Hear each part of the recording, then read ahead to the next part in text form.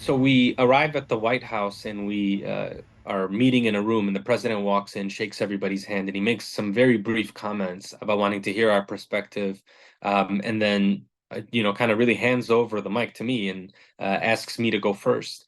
And I let the president know that I'm, a Palestinian American, and that the community is in a lot of pain, but also that they're not represented here at this table, and that they felt excluded and they had felt silenced.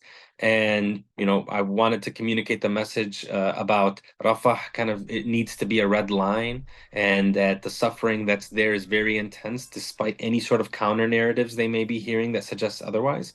And that I needed to leave out of respect for my community. I needed to leave out of respect for the pain and the suffering that's going on in Gaza, especially considering that everything leading up to that meeting has suggested that there would be no changes with respect to policy in the Middle East, that there would be no additional measures taken to try to end the war and stop it as quickly as possible. I'm sure President Biden is going to be very critical of Prime Minister Netanyahu on that phone call.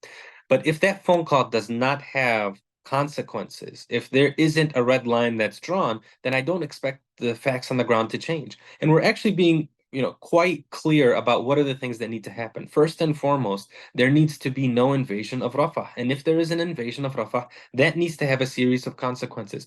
It can be delaying transfers, it can be suspending military aid. But if your rhetoric on one hand is saying the human suffering needs to stop, there is a humanitarian catastrophe, but then we're hearing that there's a new approval for fighter jets, a new approval for these massive bombs and ammunition, then that is something is not going to fool anybody, especially a community that's paying as close attention to the conflict as the Palestinian, Arab American, Muslim American community. They're very well informed about what's taking place.